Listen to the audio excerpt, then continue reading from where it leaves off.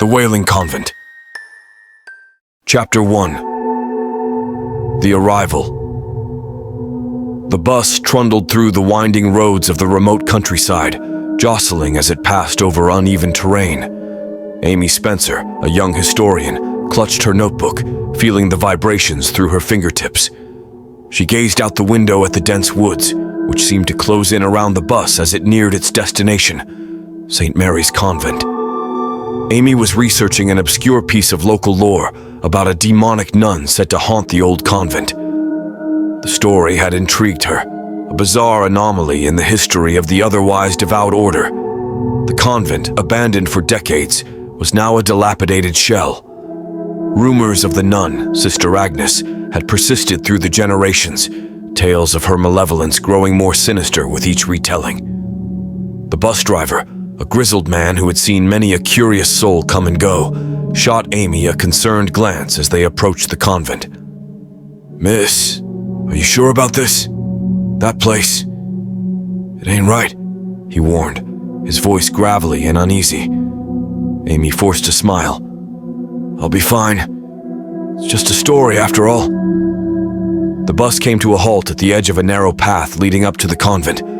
As Amy stepped off, she felt an icy wind whip around her, making her shiver despite the mild weather. The driver watched her as she started up the path, shaking his head before driving away, leaving her in unsettling silence. The convent loomed ahead, its once white walls now cracked and covered in creeping vines. The Gothic architecture, once a beacon of faith and piety, now stood as a decaying testament to time's cruel passage. A tall, wrought-iron gate, hanging loosely on its hinges, creaked ominously as Amy pushed it open. Inside, the courtyard was overgrown with weeds. Statues of saints stood in solemn watch, their stone faces eroded, eyes seemingly following her every step. Amy couldn't shake the feeling of being observed. She reached the main entrance and found the door slightly ajar. Gathering her courage, she pushed it open and stepped inside. Chapter 2. The First Night. The interior of the convent was dark and musty. Dust particles danced in the faint light filtering through broken stained glass windows. Amy flicked on her flashlight, the beam cutting through the gloom. The air was thick with the scent of mildew and decay. She made her way through the main hall, her footsteps echoing loudly. As she explored, she couldn't help but feel a growing sense of unease. She discovered an old chapel at the heart of the convent, its altar draped in cobwebs and rows of rotting pews leading up to it. The centerpiece was a large crucifix, the figure of Christ hanging forlornly, his eyes fixed on some distant point. Amy set up her makeshift camp in a small room adjacent to the chapel. As darkness fell, she lit a few candles, their flickering light casting eerie shadows on the walls. She pulled out her notes and began reading the accounts of Sister Agnes, trying to make sense of the conflicting stories. According to legend, Sister Agnes had been a beloved nun known for her kindness and devotion. However, something had changed her. One night, the other nuns found her in the chapel, eyes wild, chanting in a language they couldn't understand. She claimed to have visions of demons and hellfire. When they tried to restrain her, she fought back with unnatural strength, cursing them in demonic voices.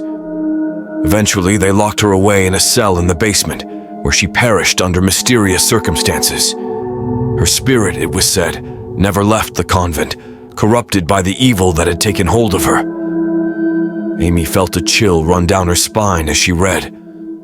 A sudden gust of wind extinguished her candles, plunging her into darkness.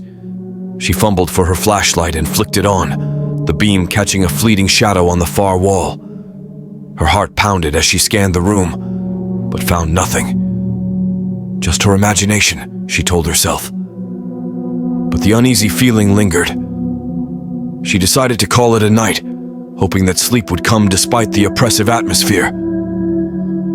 Amy awoke to a cold draft and the distant sound of whispering. She sat up, listening intently. The whispers grew louder, though she couldn't discern the words. It was coming from the chapel. Trembling, she grabbed her flashlight and cautiously opened the door. The chapel was bathed in a ghostly light. The crucifix seemed to glow faintly, casting long, twisted shadows. As she approached, the whispers stopped abruptly. She felt a presence behind her and whirled around, but saw only the empty room. Amy's gaze fell upon the altar, where a dusty, leather-bound book now lay. She was certain it hadn't been there before. She reached out and touched it, recoiling as the cold leather sent a shock through her fingers. The book fell open to a page covered in strange symbols and a faded sketch of a nun with hollow eyes. Chapter 3. The Book of Curses. Amy's hands trembled as she examined the book.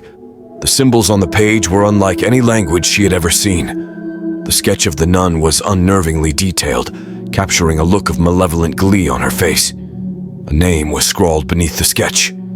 Sister Agnes. Determined to uncover more, Amy flipped through the book, discovering it to be a diary of sorts, filled with entries in a cryptic script interspersed with Latin phrases. Despite her fear, she felt a thrill of excitement at the potential discovery. She read aloud one of the Latin passages, translating with her limited knowledge. In tenebris, animam suam perdere, per malum perpetuo tenebitur. In darkness, her soul is lost. Through evil, she is eternally bound. A sudden piercing shriek filled the chapel, echoing off the walls.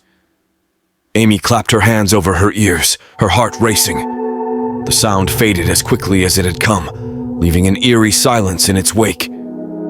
She looked around, terrified, but saw nothing. She backed out of the chapel, clutching the book to her chest, and returned to her makeshift camp. Sleep was impossible now. The events of the night had her on edge. She spent the rest of the night reading the book, trying to decipher its contents. As dawn broke, Amy's eyes were heavy with exhaustion. She had made some sense of the book's entries.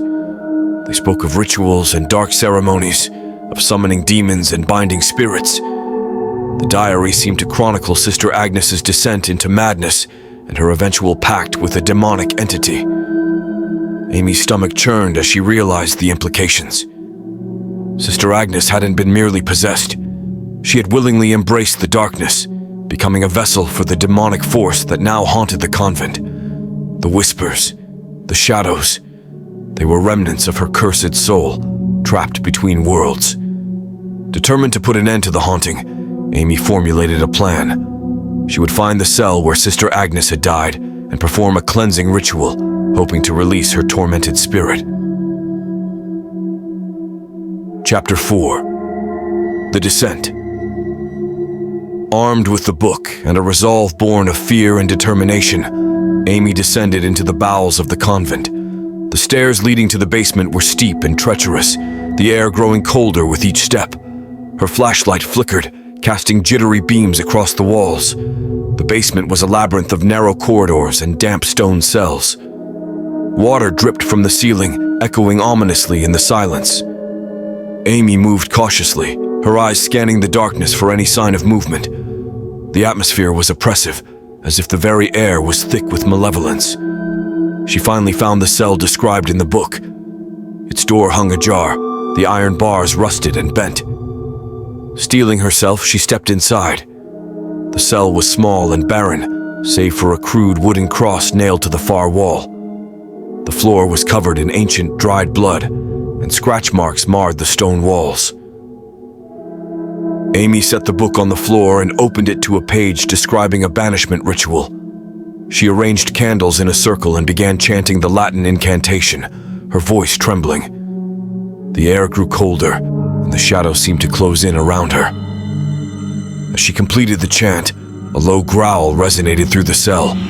The temperature plummeted, and Amy's breath came out in visible puffs. She felt a presence behind her and turned to see a figure materializing in the doorway. It was Sister Agnes, her face twisted in a rictus of fury. Her eyes were hollow pits, and her mouth moved in a silent scream. Amy stumbled backward, her heart pounding in her chest. The nun advanced, her form becoming more solid, her expression one of pure malevolence. Desperate, Amy picked up the book and resumed the chant, her voice rising in pitch.